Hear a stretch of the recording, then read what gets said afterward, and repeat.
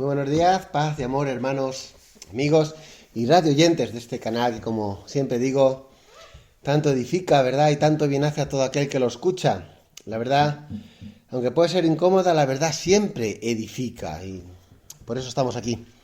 Mi nombre es Diego Martín y como cada jueves, desde esta bella tierra como es Irlanda, tengo la bendición y el privilegio de poder compartir con todos vosotros un pensamiento que a modo de devocional espero que pueda llegar a cada uno de vuestros corazones y sea de bendición. Como siempre, desde la atalaya, como vocero de parte de Dios, traigo mensajes, voces, gritos que nos avisan de los peligros que vienen, de los peligros que ya están entre nosotros, de aquello que ya han anidado en nosotros y alertando porque puede que ya algunos llamen a lo malo bueno y a lo bueno malo. Yo quería empezar comentando algo que es importante y es que este espacio no pretende solamente traer versículos a nuestra cabeza, sino que también me gustaría poder animaros, inculcaros a través de los temas que voy hablando una tras otra semana cómo y qué debemos buscar cambiar. Estoy seguro que igual que yo, muchos de vosotros lleváis muchos años en los caminos del Señor. No somos bebés en la fe. No podemos decir que somos nuevos y que llevamos solo unos meses en el Evangelio. Son años. Y es preocupante ver que decimos que llevamos años, pero hay partes de nuestro carácter y áreas de nuestra vida que están exactamente igual que cuando llegamos al Evangelio. Uno puede mirar atrás y hay cosas que no han cambiado. Y me refiero a cosas que no son buenas, porque las cosas buenas, esas deben de seguir, al menos, por lo menos ellas.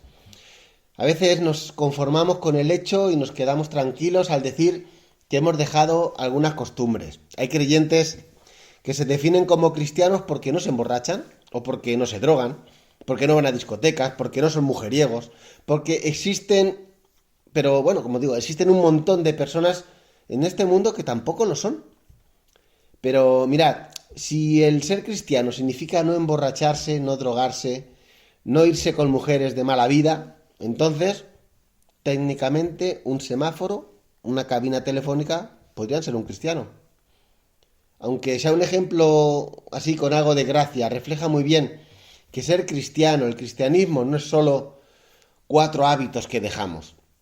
El ser creyente es algo que está en el corazón, es algo donde nuestra vida interna ha cambiado, donde nuestro corazón ha sido hecho nuevo por la gracia de Dios. Y eso no solo se transforma en hábitos, se transforma en deseos, en pasiones, en carácter. Por eso es ilógico que alguien lleve años en el evangelio, y siga teniendo un mal carácter. No es lógico que alguien lleve 10 años en el evangelio y siga con su mismo orgullo, contando las mismas mentiras, con la soberbia, los altibajos del carácter.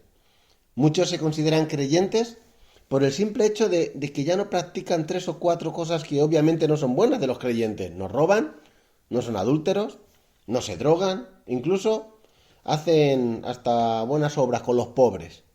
Pero en este mundo también hay muchas personas con una buena moral que tampoco son infieles, que cuidan sus hogares, que no beben hasta emborracharse, que no fuman, hacen deporte y hasta cuidan de su salud. Y uno diría, vaya, parecen cristianos y luego son ateos con valores, ¿sí? Sí, ahí hay ateos con valores conservadores y buenas costumbres. Por eso no podemos reducir el cristianismo a no hacer 3 o 4 cosas. Ser cristiano es ir viviendo como nuestro carácter, es ir viendo, perdón, cómo nuestro carácter está siendo cambiado. Y el carácter de Cristo se va viendo cada día más en nosotros. Por eso Pablo dice en Efesios 4, dice en el versículo 1, yo pues, preso en el Señor, os ruego que andéis como es digno de la vocación con que fuisteis llamados. Y es que Pablo, en otras palabras está diciendo que ya que dices que eres cristiano, vivas como cristiano. Yo recuerdo en mis tiempos en los que entrenaba para pelear, competía en una disciplina de deporte de contacto. En mi disciplina había una frase que nos decían que para pelear como un Thai debes de entrenar como un Thai. Eso quiere decir que no puedes decir que eres algo y luego no vivir como si no lo fueras. Santiago lo dice muy claro. Sin obras, la fe es una fe muerta. No digas que crees y eso sea tu jactancia, porque hasta los demonios creen, pero ellos al menos tiemblan ante Dios. Tú ni siquiera eso. Por eso, con estos espacios pretendo no solo traer versículos o temas más o menos actuales o interesantes, sino que tienes que meditar, tienes que hacer un examen sincero en tu corazón.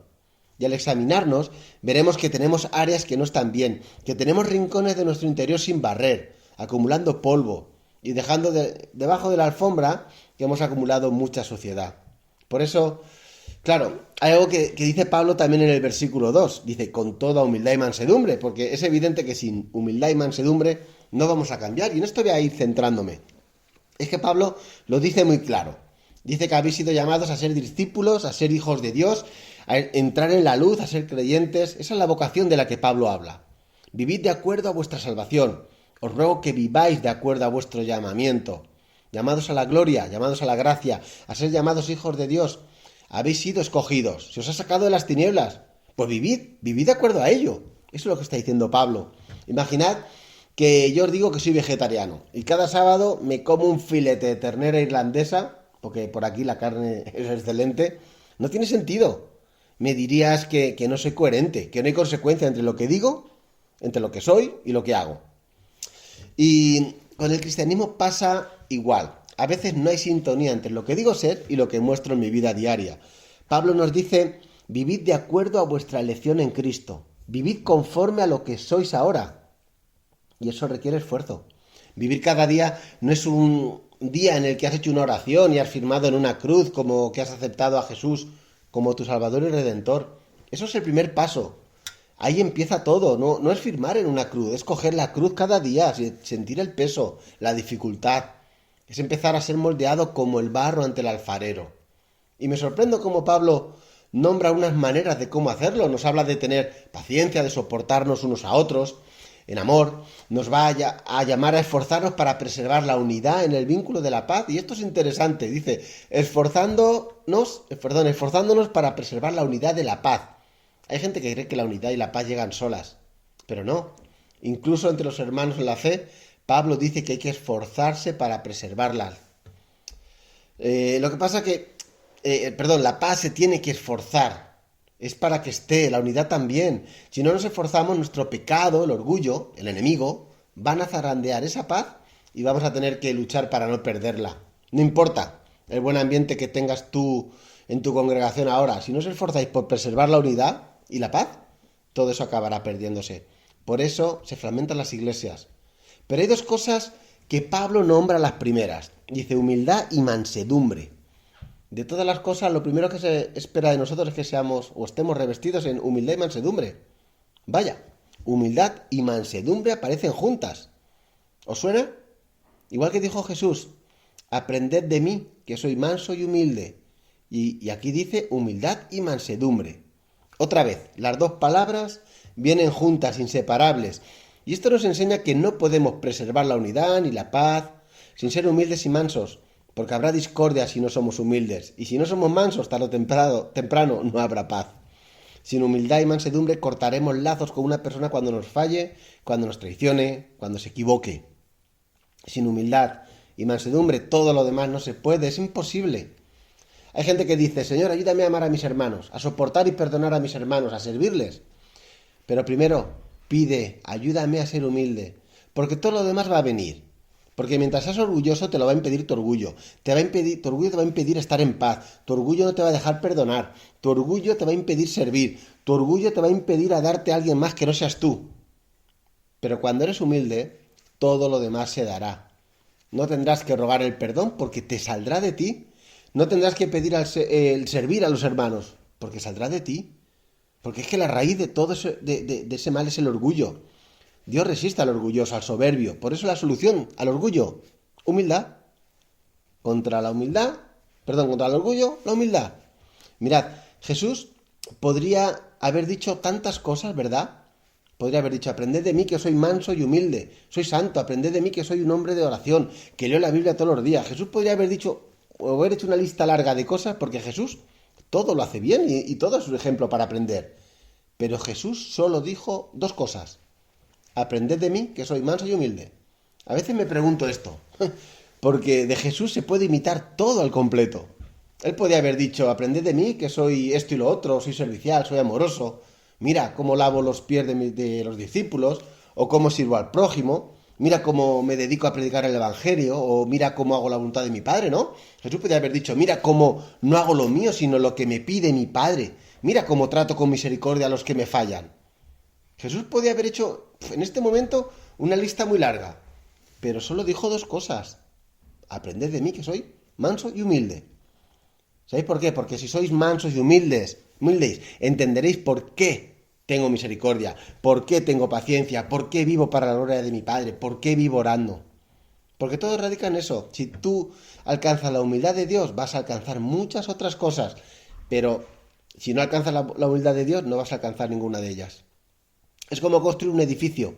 Por muchos pisos que vayas construyendo y añadiendo cada vez más alto, al final, si no tienes los buenos cimientos, tarde o temprano se vendrá abajo.